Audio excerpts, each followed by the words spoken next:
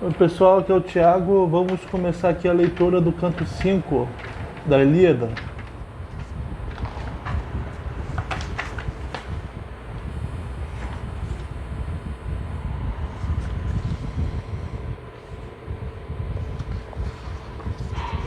Qual o contexto da história? Os gregos e troianos estavam em batalha, muitos mortos caíam de cada lado,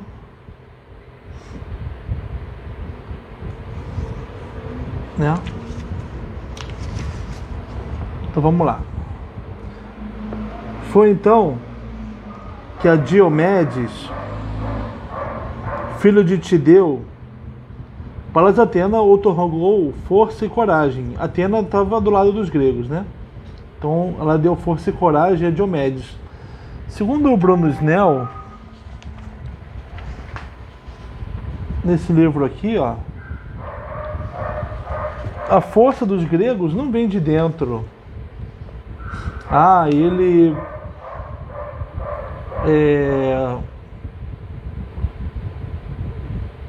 se motivou a fazer alguma coisa. Não, a força vem de fora. E de fora dos homens estão os deuses, né? Então Atena, ela otorgou força e coragem a Diomedes para que se tornasse preeminente entre todos os argivos e obtivesse uma fama gloriosa. Fez-lhe arder do elmo e do escudo uma chama indefectível, como o astro na época das ceifas, que pelo brilho sobressai entre os outros, depois de ter se banhado no oceano. Então Atena pôs uma chama no elmo, que é como se fosse o capacete, e no escudo do Diomedes. E esse brilho foi como o do astro, que se sobressai pelo brilho em comparação aos outros, né, astros. Foi uma chama destas que ela, a Atena, lhe acendeu na cabeça e nos ombros, e enviou-o para o meio da refrega, onde se juntava o maior número de combatentes. Havia entre os troianos um certo Dares, homem rico e irrepreensível, sacerdote de Hefesto. Hefesto é o deus das construções, né? Tinha 2 filhos, Fegeu e Ideu, conhecedores de toda espécie de combate.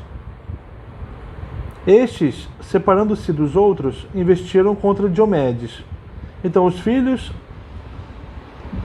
do sacerdote de Hefesto investiram contra Diomedes. Eles seguiam montados no carro, mas o Diomedes, avançava a pé. E quando já estavam perto, aproximando-se uns dos outros, foi Fegeu o primeiro a arremessar a lança de longa sombra por cima do ombro esquerdo do Tidida.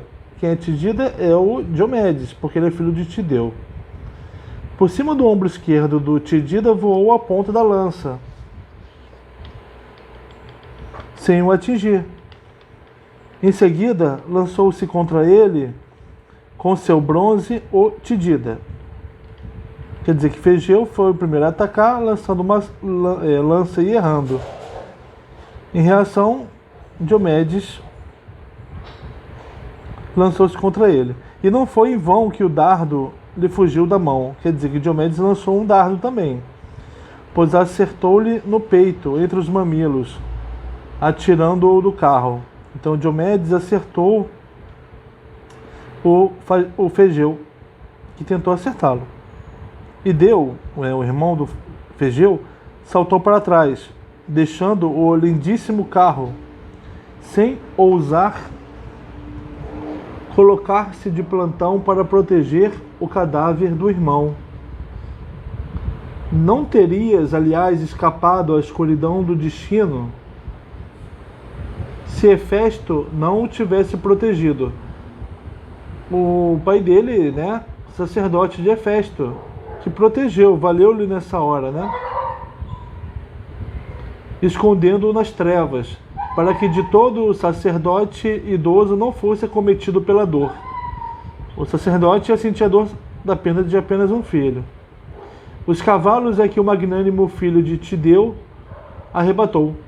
Então Diomedes ainda pegou o cavalo dos dois, dando-os aos companheiros para levarem até as côncavas naus. Quando os magnânimos troianos viram os filhos de Dares, que são esses dois, né? Um em fuga e o outro chacinado ao lado do carro, desanimou-se o coração de todos.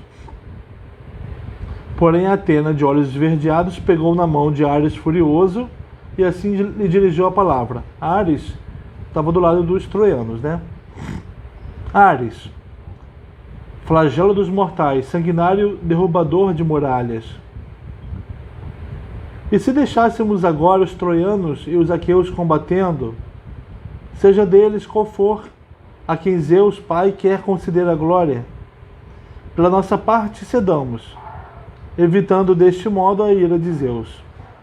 Então Atena propõe a Ares deixar eles combaterem, né, sem se meterem, e que Zeus que decidiria quem vai ganhar. Assim dizendo, conduziu Ares furioso para longe da batalha. A Atena pegou Ares e, né, chamou para longe da batalha.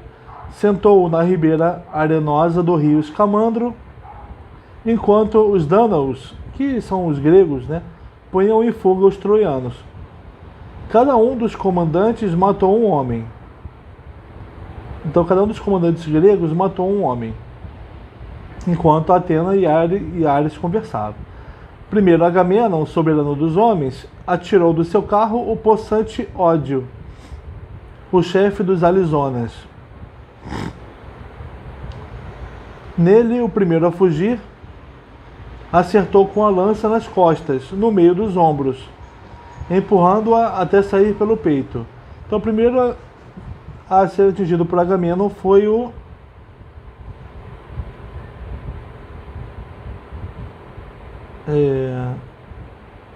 primeiro a fugir, não deu o nome. Tombou com o estrondo e sobre ele ressoaram as armas. Em seguida, Idomeneu matou Festo, filho de Boro, e Moeônio, que viera de Tarna de férteis sulcos. Atingiu o famoso lanceiro Idomeneu com sua grande lança.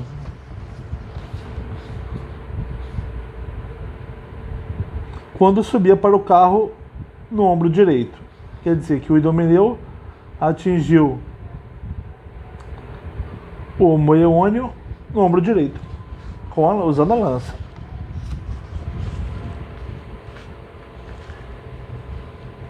Caiu do carro o Moeônio e tomou a escuridão detestável.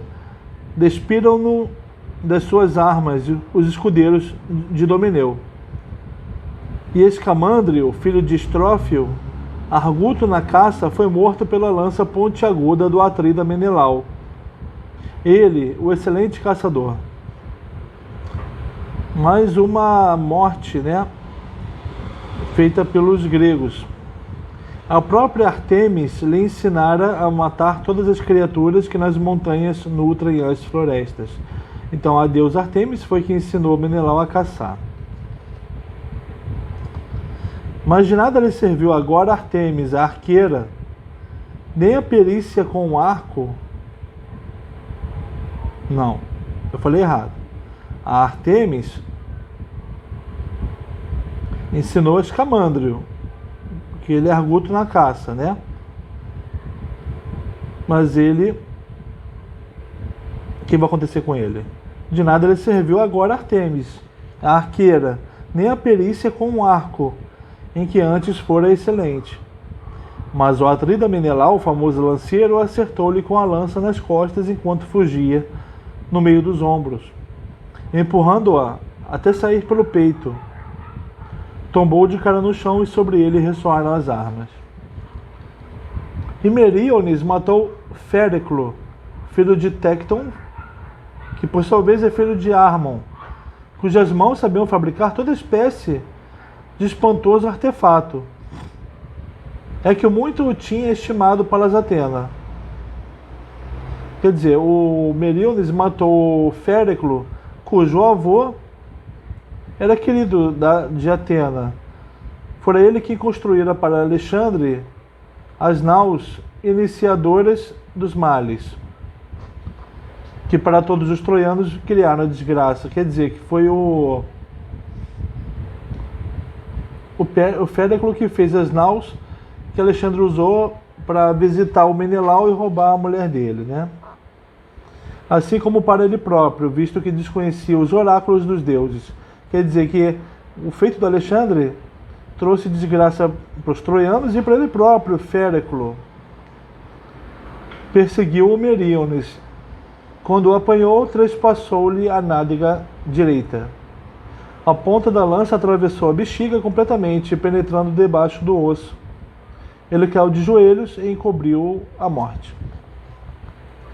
E Meges matou Pedeu, filho de Antenor, filho ilegítimo, embora o tivesse criado a divina Teano de forma igual aos queridos filhos, para agradar ao marido. Dele se aproximou o filho de Fileu, famoso lanceiro, atingindo-o com a lança afiada no nervo do pescoço. Quer dizer que Fileu matou... Meges matou Pedeu. Meges é filho de Fileu. E o bronze cortou por completo a língua debaixo dos dentes. Tombou no pó e seus dentes morderam a frieza do bronze.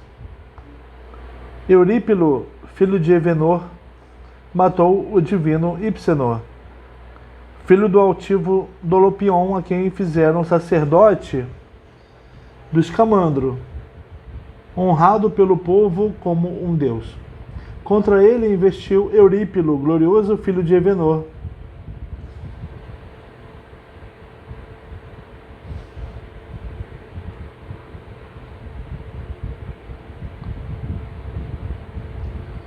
Quando fugia à sua frente, e a meio da corrida lhe desferiu um golpe no ombro com a espada, decepando-lhe o braço pesado. Quer dizer, que o Eurípilo matou o Hypsenor. E esse Hypsenor era honrado pelo povo como um deus. Mas o Hypsenor foi morto pelo Eurípilo, né? O braço caiu ensanguentado por terra, e sobre os seus olhos caíram a morte purpúrea e o destino ingente. Assim se esforçavam eles na labutação da refrega.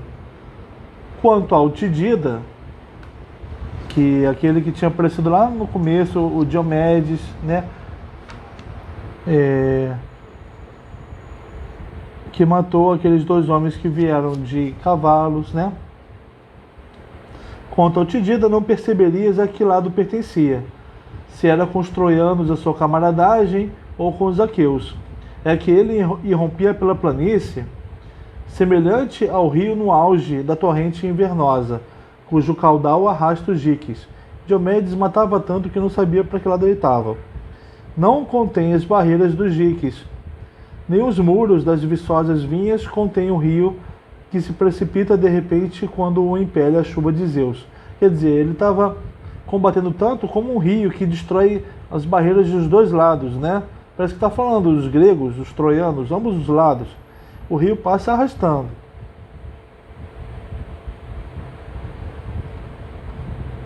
O rio, né, quando impele a chuva de Zeus, ficando assim destruídas muitas e belas obras dos homens. Deste modo, pelo Tidida, eram desbaratadas as falanges dos troianos. Não lhe resistiam, apesar de serem em número maior. Quando, porém, o avistou o glorioso filho de Licaon, irrompendo pela planície e desbaratando as falanges, depressa retesou contra o Tidida o seu arco recurvo e disparou com pontaria certeira contra o ombro direito no topo da couraça. Quer dizer, Tidida estava matando, o Diomedes estava matando muitos troianos, mas o filho do Licaon atirou-lhe uma flecha, acertando-lhe o ombro direito no topo da couraça. Atravessou a seta amarga, penetrando por completo. A couraça ficou salpicada de sangue. Por cima dele gritou alto o glorioso filho de Licaon: levantai-vos, magnânimos troianos, chicoteadores de cavalos. Os troianos estavam fugindo, estavam desanimados. Foi atingido o melhor dos aqueus, e não julgo que ele aguente por muito tempo a flecha poderosa, se na verdade me incitou o soberano filho de Zeus quando parti da Lícia. O filho do Licaon está confiando de que foi incitado, né? Recebeu energia de Apolo. Então, se é verdade que ele recebeu essa energia, ele vai conseguir matar o Diomedes. Então os troianos têm que se animar. Assim falou o ufanoso, mas ao outro, o Diomedes, não subjugou a seta veloz. Mas ele recuou e posicionou-se junto dos cavalos e do carro e dirigiu a palavra a Estênelo, filho de Capaneu. Levanta-te, valoroso filho de Capaneu, e desce do carro para me arrancar-lhes do ombro a seta amarga. O cara estava tão afim de combater que ele mandou o outro arrancar a seta dele. Ó. Assim falou. Estênelo saltou do carro para o chão. Em pé, a seu lado, arrancou do ombro a seta veloz, mas através da túnica flexível jaculou o sangue. Então fez uma prece Diomedes, excelente em auxílio. Escuta, ó Atritona, Atena, filha de Zeus, detentor da égide, se alguma vez ao lado de meu pai te posicionaste,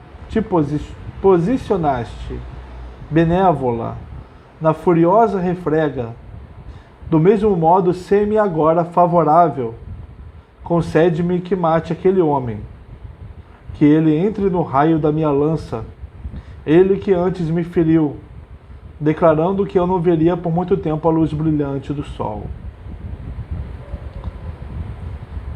Ele está pedindo a ajuda da deusa. Para um guerreiro acertar o outro, sem a ajuda dos deuses, ele não consegue.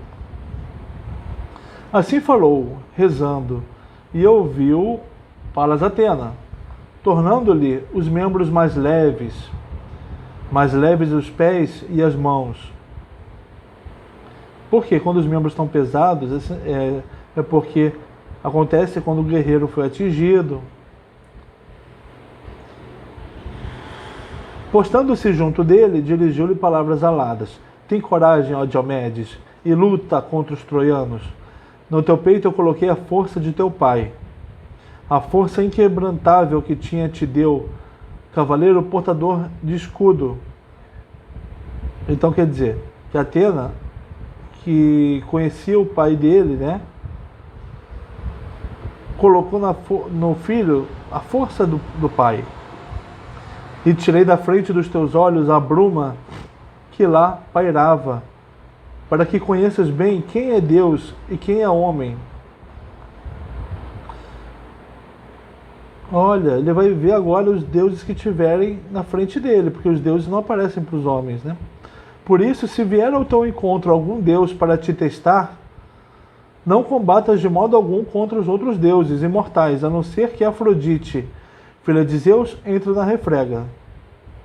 A ela poderás ferir com um bronze afiado. Olha o que a Atena está fazendo, né? Tirou dele a bruma que o impede todos os mortais de verem os deuses, dizendo para ele não combater contra os imortais, a não ser que seja Afrodite. Afrodite ele pode combater. Tendo assim falado, partiu Atena de olhos esverdeados. O Tidida voltou de novo a imiscuir-se entre os combatentes da frente. Embora antes estivesse desejoso de combater os troianos, agora sentia 3 vezes mais força, como o leão ao qual no campo o pastor feriu, quando saltou por cima da vedação do curral das ovelhas, mas não venceu. Avivou-lhe antes a força, mas em seguida não lhe faz frente, metendo-se dentro dos estábulos, o rebanho aterrorizado. Então, o que aconteceu com ele, o que acontece com o leão, que foi ferido pelo pastor, e isso só deixou ele mais forte. E empilhadas ficam as ovelhas, umas ao lado das outras, porém o leão salta na sua fúria para fora do curral. Assim, no meio dos troianos, se imiscuía o possante Diomedes. Foi então que matou Diomedes, Astino e Hípiron, pastor do povo. A um atingiu por cima do mamilo com a lança de bronze à ponta. Ao outro desferiu com a espada possante um golpe no ombro, decepando-lhe o ombro do pescoço e das costas. Deixou-os onde estavam e pôs-se a perseguir Abante e Polido, filhos de Euridamante e 12 intérpretes de sonhos. Porém não regressaram para o ancião lhes interpretar os sonhos. Olha que ironia, Diomedes perseguindo Abante e Polido, filho de um intérprete de sonhos que nunca mais vai poder interpretar os sonhos dos filhos. Ambos foram mortos pelo possante Diomedes. Depois lançou-se contra Xanto e Tom. Por que ironia? Porque, falando do pai deles, o texto dá uma importância para eles, mas em seguida o texto fala da morte deles. Está aí a ironia. Depois lançou-se contra Xanto e Tom, filhos de Fênops, ambos bem amados. Ao pai, o Fênops, oprimia a dolorosa velhice e não gerou outro filho a quem deixar os seus haveres. Ele não teve mais herdeiros, porque os filhos vão morrer. Ali os matou Diomedes, privando-os a ambos da vida amada, deixando ao pai deles o pranto e o luto doloroso, uma vez que não permaneceram vivos para que o pai os recebesse no seu regresso, pelo que outros familiares dividiram a fortuna. Olha, o Fênops não tinha mais herdeiros, então acabou que os outros familiares ficaram com o dinheiro, os bens dele, quando ele morreu. Depois atirou-se aos 2 filhos de Príamo, filho de Dárdano, que seguiam no mesmo carro, Equemon e Crômio. Tal como o leão que salta no meio dos bois e parte o pescoço de uma vitela ou de uma vaca a pastarem na verdura silvestre, assim a ambos lançou do carro o filho de Tideu, o Diomedes, a revelia deles e de modo humilhante despindo-os depois das suas armas. Diomedes matando vários troianos. E aos companheiros deu os cavalos para levarem para as naus. No entanto, avistou Enéas desbaratando as fileiras de homens. Enéas caminhou por entre a refrega e pelo arremesso de lanças à procura do divino Pândaro, a ver se o encontrava. Encontrou o possante e irrepreensível filho de Licaon, aquele que acertou, mas não matou o Diomedes. E falando-lhe cara a cara, lhe disse essas palavras: Pândaro, onde estão o teu arco, as setas aladas e a tua fama? Nisso não há que homem que contigo rivalize, nem Alício que afirme ser melhor que tu. Como é que você não matou o cara? Mas dispara agora uma seta contra aquele homem, elevando as mãos a Zeus. Seja ele quem for, que assim prevalece e tantos males pratica contra os troianos, pois a muitos já deslaçou os joelhos. Se é que não é um Deus irado contra os troianos, encolerizado por causa dos sacrifícios.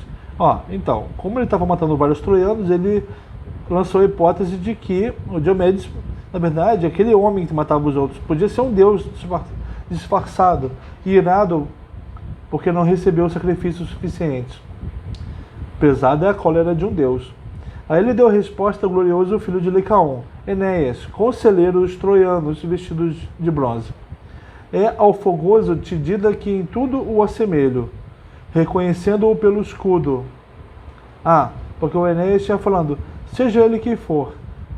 E o Pândaro diz, Enéas, reconheço ele, é o Tidida. É o fogoso Tidida que em tudo o assemelho, reconhecendo-o pelo escudo, pelo penacho do elmo e observando os seus cavalos. Não sei ao certo se há um Deus, mas se ele é o homem que digo, o fogoso filho de Tideu, não é sem a ajuda de um Deus que assim transvaria, mas tem perto um dos deuses imortais. Com os ombros envoltos em nuvens, que desviou dele a seta veloz quando o atingiu. Então o Pândaro diz, tem uma deusa com ele, que inclusive protegeu ele da seta.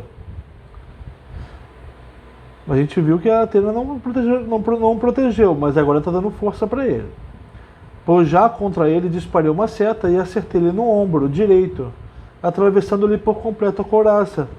E pensava eu que o lançaria no Hades, contudo não o subjuguei. Na verdade, é um Deus irado. Só pode ser um Deus. Além de que não tenho cavalos nem carro em que pudesse montar. Embora no palácio de Licaon estejam 11 belos carros, novos em folha, recém-construídos, cobertos de panos. E junto de cada um está a respectiva parelha de cavalos, mastigando a branca cevada e a espelta. Muitas coisas me recomendou o velho lanceiro Licaon. No palácio bem construído, quando para cá vim, mandou-me vir montado com cavalos e carros para liderar os troianos nos fortes combates. Mas não lhe obedecer. Quer dizer, o pai dele mandou ele vir montado. Ele não obedeceu. Muito mais proveitoso teria sido antes ele tivesse obedecido, querendo poupar os cavalos, não lhes fosse faltar alimento no meio dessa multidão de homens, habituados a comer quanto queriam. Por isso os deixei e vim para Ilion. Se montaria, confiante no meu arco, mas não parece que me sirva de grande coisa, pois ainda agora disparei contra 2 comandantes, contra o Tidida e contra o Atrida, e a ambos o meu disparo causou, de certo, o derrame de sangue. Atrida, filho de Atreu, foi ele então que atingiu Menelau, rompendo o acordo entre os dois lados. Mas o que fiz foi incitá-los ainda mais. Desafortunadamente tirei do prego o arco recurvo no dia em que vim para a agradável Ilion com o comandante dos troianos, para fazer um favor ao divino Heitor. Mas se eu regressar a casa e vir com os olhos a minha pátria, a minha esposa e o meu alto palácio, que logo outro homem me corte a cabeça, se eu não quebro este arco com as mãos e o atiro ao fogo. Ele está falando, olha, não deu certo eu vir combater, mas eu não vou voltar para casa.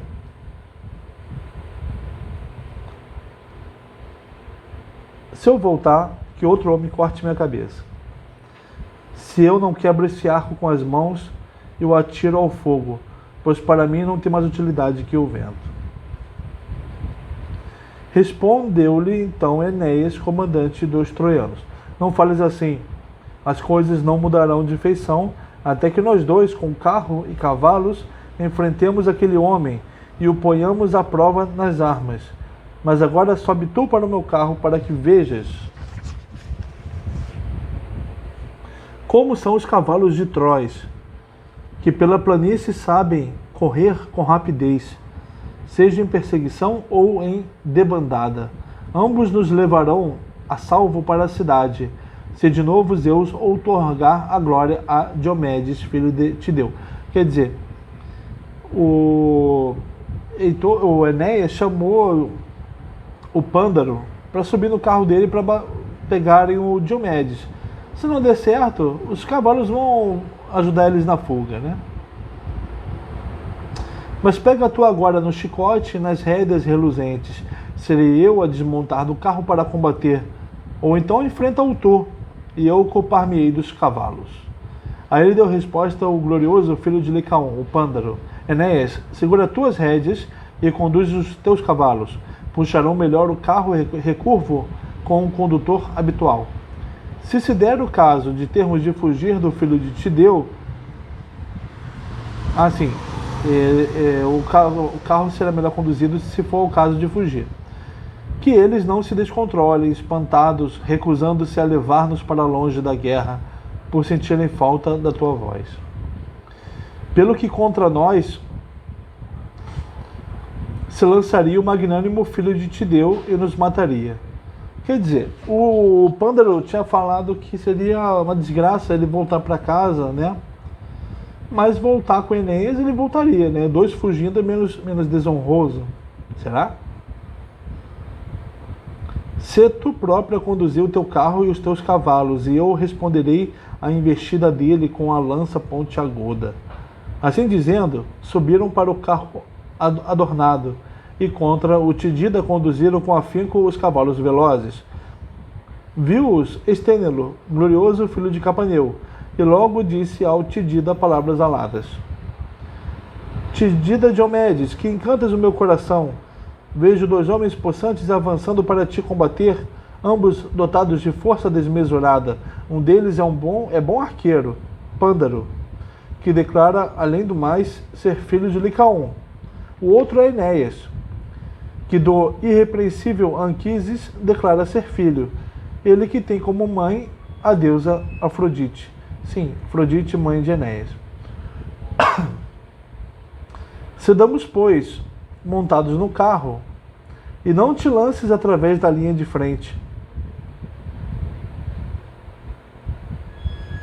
para que não percas a vida amada. O Estênelo está falando para eles cederem. Vamos ver aqui. Fitando-o com o sobrolho carregado, respondeu o forte Diomedes. Não me fales em medrosas retiradas, pois não me convencerás. Não combater escondido, nem rebaixar-me perante outros. A minha vontade é firme. Recuso-me a montar no carro. É da maneira que estou que irei ao encontro deles. Palas Atena não me deixa tremer. Quanto a eles, não os levarão os cavalos velozes de junto de nós. A eles, os dois, mesmo que um deles consiga fugir. Quer dizer, eles não vão conseguir fugir. Não os dois, né? Um talvez consiga. E outra coisa te direi, e tu guarda no teu coração, se Atena, a deusa de muitos conselhos, me conceder a glória de os matar aos dois, tu deverás aguentar aqui os cavalos velozes, atando as rédeas ao rebordo do carro, e lança-te em seguida aos cavalos de Enéas, e conduz as montarias de junto dos troianos para os aqueus de belas Quinêmides. Diomedes falou para esse cara, Estênelo, que ele vai, se tudo der certo, vai conseguir matar os dois, né?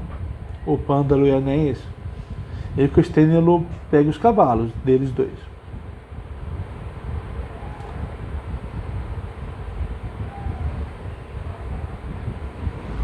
E lança-te em seguida os cavalos de Enéas.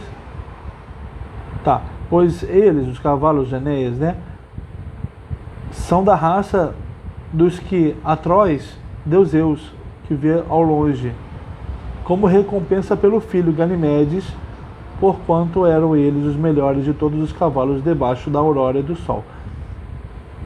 Zeus, um dia, se apaixonou por um rapaz chamado Ganimedes e pegou o Ganimedes para ser criado dos deuses. E em recompensa ao pai dele, ao pai desse jovem, ele deu os cavalos, né? A recompensa, ele deu cavalos a Atróis, né? Que é o pai do Ganimedes. Porquanto eram eles os melhores de todos os cavalos debaixo da aurora do sol. Desta raça furtou descendência Anquises, senhor dos homens, deixando cobrir as suas éguas, sem que Laomedonte se apercebesse.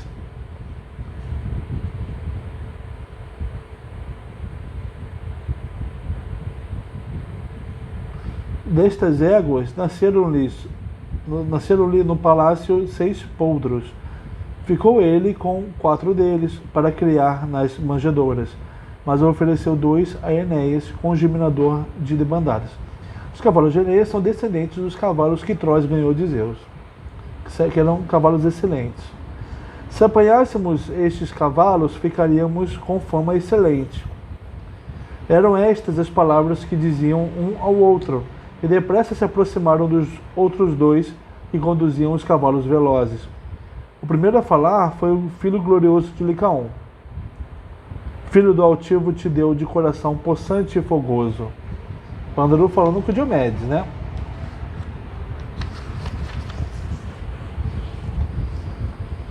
Na verdade, não te subjugou a minha célere flecha, seta amarga, mas agora tentarei atingir-te com a lança, se eu conseguir.